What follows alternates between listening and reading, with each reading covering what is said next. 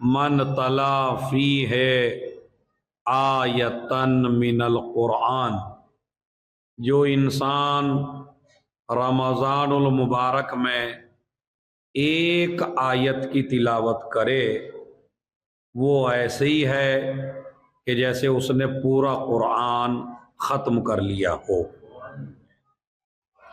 11 مہینوں میں ایک قرآن پڑھیں گے تو ثواب ایک قرآن کا ملے گا۔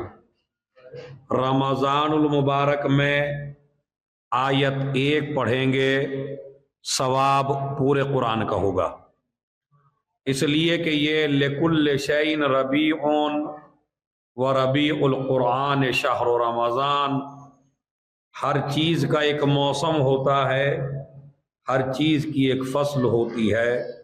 قرآن کی فصل کا نام ہے رمضان المبارک۔ 11 مہینوں میں اس کا ثواب الگ ہے اور رمضان المبارک میں اس کا ثواب الگ ہے۔ اگر ایک مومن کہہ دیتا بسم اللہ الرحمن الرحیم، تو یہ جو میں نے بسم اللہ پڑھا گویا کہ ایک قرآن کریم ختم ہو گیا، اور وہ سعادت مند بندے، وہ خوش نصیب بندے کہ جو قرآن مجید پڑھتے ہیں مکمل رمضان المبارک میں، تو ان کا ایک قرآن سے 6666 قرآن کا ثواب ہے، یعنی ایک قرآن کا ثواب 6666۔ تو آپ پوری زندگی بھی اگر پڑھتے رہیں، کوئی بندہ مجھے دکھا دیجئے جس نے 6666 دفعہ قرآن پڑھا ہو، نہیں ملے گا آپ کو۔ لیکن رمضان المبارک میں قرآن ایک ختم کریں گے ثواب ہوگا 6666 قرآن کا۔ کیوں؟ اس لیے کہ رمضان المبارک میں یہ عام بندہ نہیں ہے روزے دار، بلکہ اللہ میزبان ہے اور بندہ مہمان ہے۔ صلوات بھیجیں محمد۔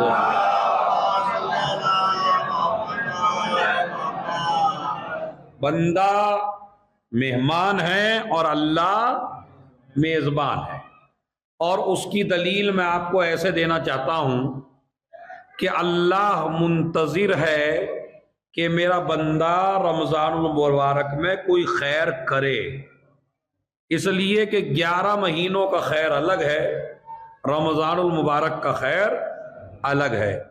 اگر ایک سورہ فاتحہ بھی آپ اپنے مرحومین کو رمضان المبارک میں ایک سورہ فاتحہ افطار میں اور ایک سورہ فاتحہ سحر میں، یعنی ایک سورہ فاتحہ اس وقت پڑھ لیجئے، ایک سورہ فاتحہ سحر میں پڑھ لیجئے، تو 6666 قرآن آپ کے مرحوم کے نامہ اعمال میں صبح میں جائیں گے، اور 6666 قرآن شام میں جائیں گے۔ تو اگر 30 دن میں اگر آپ یہ عمل کر لیں تو خدا کی قسم کوئی مرحوم ایسا نہ رہے گا جس کی قبر میں تاریکی باقی رہ جائے، اندھیرا باقی رہنے والا نہیں ہے، اس لیے کہ قبر میں سب سے زیادہ روشنی اگر کوئی شے کر سکتی ہے تو اسے قرآن کریم کہتے ہیں۔ تو اپنے بزرگوں کی قبر میں اجالا کرنے کے لیے، اپنے بزرگوں کی قبر کو منور کرنے کے لیے قرآن مجید سے کم ایک سورہ فاتحہ صبح میں اور ایک سورہ فاتحہ شام میں، اگر آپ حساب لگائیے میتھ کے لحاظ سے تو 19 قرآن کا ثواب ہے۔ ایک سورہ فاتحہ کتنی وزنی ہے؟ 19 قرآن بن جاتی ہے ایک سورہ فاتحہ رمضان المبارک میں۔ اب مجھے آپ انصاف سے بتائیے کہ جب اس زمانے میں آیت پڑھ دیجئے تو قرآن بن جائے، تو 11 مہینوں میں جناب خدیجہ کا تذکرہ کرو گے ثواب الگ ہے، لیکن رمضان المبارک میں اس بی بی کا تذکرہ کرو، شاید اسی لیے اللہ نے وفات بھی دی تو رجب میں نہیں دی، شعبان میں نہیں دی، محرم میں نہیں دی، اس وقت دی جو اسلام کا سب سے قیمتی مہینہ ہے، یعنی عبادتوں کی بہار ہے، کیوں؟ اس لیے کہ جس مہینے میں عبادتوں پہ بہار آئے اسے رمضان المبارک کہتے ہیں، اور رمضان المبارک پر جس سے بہار ہو اسے خدیجہ کہتے ہیں۔ ایک صلوات بھیجے محمد۔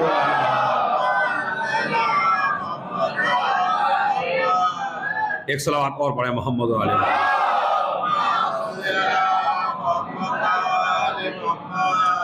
تو نماز جماعت پہ بہار ہے تو خدیجہ کی وجہ سے، قرآن پہ بہار ہے تو خدیجہ کی وجہ سے، رمضان المبارک پہ بہار ہے تو خدیجۃ الکبریٰ کی وجہ سے، خود رسالت پہ بہار ہے تو خدیجۃ الکبریٰ کی وجہ سے، خود امامت پہ بہار ہے تو خدیجۃ الکبریٰ کی وجہ سے، اسلام پہ بہار ہے خدیجۃ الکبریٰ کی وجہ سے، ایمان پہ بہار ہے خدیجۃ الکبریٰ کی وجہ سے۔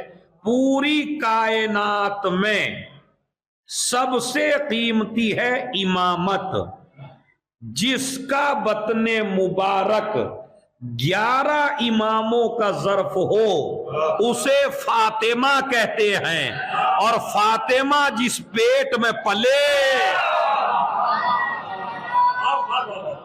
اسے خدیجہ کہتے ہیں۔ کتنا ظرف پاک ہے اس خاتون کا کہ جس خاتون کے بطن مبارک میں زہرا سکونت اختیار کرے۔ کیا طاہر ظرف ہے، کیا پاکیزہ ظرف ہے، کیا انمول ظرف ہے۔ خدا کی قسم اس بی بی کا کہ جس بطن مبارک میں زہرا نے زندگی گزاری ہو، اور زہرا جس کے پیٹ میں زندگی گزار رہی ہو اسے خدیجۃ الکبریٰ کہتے ہیں۔ اور ماں کے پیٹ میں رہتے رہتے باتیں بھی کر رہی ہیں ماں سے۔ بات سمجھ رہے ہیں؟ ماں کے پیٹ میں ہے تو ماں سے باتیں بھی کر رہی ہیں، سکون بھی پہنچا رہی ہیں۔ اس لیے مکے کا ہر آدمی ٹینشن دے رہا ہے جناب خدیجہ کو، مکے کی ہر عورت ٹینشن دے رہی ہے بی بی کو، مکے کا ہر آدمی تانے مار رہا ہے بی بی پہ، مکے کی ہر عورت بدلہ لینا چاہتی ہے جناب خدیجہ سے۔ ادھر مکے کا عرب ٹینشن دیتا ہے، ادھر بطن مبارک سے بی بی ایک بات کرتی ہے ماں سے اور ماں کی ساری ٹینشن دور کر دیتی ہے۔ پوری دنیا میں بس 2 ہی بچے ایسے ہیں کہ جو ماں کے پیٹ میں رہتے ہوئے ماں کی ٹینشن کو دور کرتے رہے، یا تو علی نے دور کی ہے یا فاطمہ نے دور کی ہے۔ خدا کی قسم ساری ٹینشنیں دور کر دی ہے ماں کی۔ روایت میں موجود ہے کہ خود جناب خدیجۃ الکبریٰ فرماتی ہیں کہ جب رسول گھر سے باہر تھے اور رسول آئے، رسول نے دروازہ کھٹکھٹایا، میں نے دروازہ کھولا، کہنے لگے رسول خدا اے خدیجہ ابھی میں دروازے پہ تھا تو تم کسی سے باتیں کر رہی تھی، گھر میں تو کوئی نظر نہیں آتا، تم کس سے باتیں کرتی ہو؟ کہا یا رسول اللہ جب بھی میں پریشان ہوتی ہوں تو جو میرے بطن مبارک میں ہے وہ مجھ سے کلام کرتا ہے تاکہ مجھے سکون مل جائے۔ نبی نے فرمایا یہ بیٹا نہیں ہے، تمہارے پیٹ میں بیٹا نہیں ہے بلکہ ایک بیٹی ہے، اور بیٹی وہ ہے جو 11 اماموں کی ماں ہے۔ صلوات بھیج دیں۔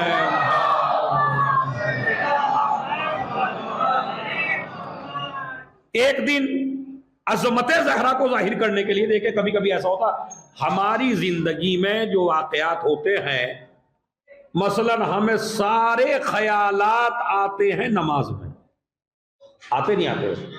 ایک تو آپ لیٹرین میں جا کے بیٹھ جائیے تو پتہ نہیں کہاں کہاں کی باتیں ساری وہاں یاد آتی۔ ایک آپ مصلی پہ بیٹھ جائیے، ادھر نماز پڑھنے لگیے، ادھر نماز پڑھیں گے اور ادھر نہ جانے سارا حساب و کتاب ہمارا جوان نماز میں کرتا ہے، اسے نہیں پتا وہ تو آگے چل رہا ہے بس۔ نماز جماعت کا فائدہ یہی ہے کہ جن پرندوں کے، یہ جو پرندے نماز پڑھ رہے ہیں پیچھے آپ کے، اڑے ہوئے ہیں یہ پتہ نہیں کہاں کہاں، جب نماز جماعت ہوتی ہے اکثر و بیشتر کے جوان کے ذہن حاضر نہیں ہوتے ہیں. ایک دفعہ پیش نماز صاحب جو ہے بھول گئے نماز پڑھان اور چوتھی رکعت کے بجائے 3 رکعت میں سلام پڑھ بیٹھے. اب وہ جو پیچھے بیٹھے تھے ان میں اختلاف ہوا. کچھ کہنے لگے جو مولوی صاحب نے کیا وہی صحیح ہے, کچھ کہنے لگے نہیں مولوی صاحب آج اڑے ہوئے تھے کہیں اور مولوی صاحب سے 4 رکعت نماز تھی, 3 پڑھائی انہوں نے. ایک کہنے لگا میں بتاؤں گا بالکل پکی بات, مولانا صاحب کی 3 ہی ہوئی, 4 رکعت نہیں ہوئی, مولانا صاحب کی 3 ہی پڑھی انہوں نے سے پوچھا بھائی کیا تیرے پاس کیا دلیل ہے؟ اب دیکھیں دلیل سنیے اس نے کہا شہر میں میری 4 دکانیں ہیں, جب مولانا صاحب پہلی رکعت میں تھے تو میں نے 1 دکان کا حساب مکمل کیا, جب دوسری میں تھے تو 2 کا حساب, جب تیسری میں تو 3 کا, 1 دکان بچی ہے, اس کا مطلب میری 1 رکعت بچی. تو ایسا ہو جاتا ہے, مگر یہ ہمارے یہاں ہے, خدیجۃ الکبریٰ کے یہاں نہیں ہے. خدیجۃ الکبریٰ نے عظمت سیدہ کو ظاہر کرنے کے لیے اس روایت کو نقل کیا کہ ایک دن میں نماز پڑھ رہی تھی اور نماز کی تیسری اور چوتھی میں مجھے شک ہوا کہ میں تیسری میں ہوں یا چوتھی میں ہوں. میں بیٹھنا چاہتی تھی تو میرے بطن مبارک سے آواز آئی اماں تمہاری تیسری رکعت ہے. ارے میں توجہ چاہتا ہوں بھائی, ہیں اماں تمہاری تیسری رکعت ہے, 1 رکعت اور پڑھیے. اس کا مطلب یہ ہے کہ فاطمہ اس شخصیت کو کہتی ہیں جو بطن مبارک میں رہ کے نہ بیٹی کو شک ہوتا ہے نہ ماں کو شک میں رہنے دیتی ہے. صلوات بھیج دے.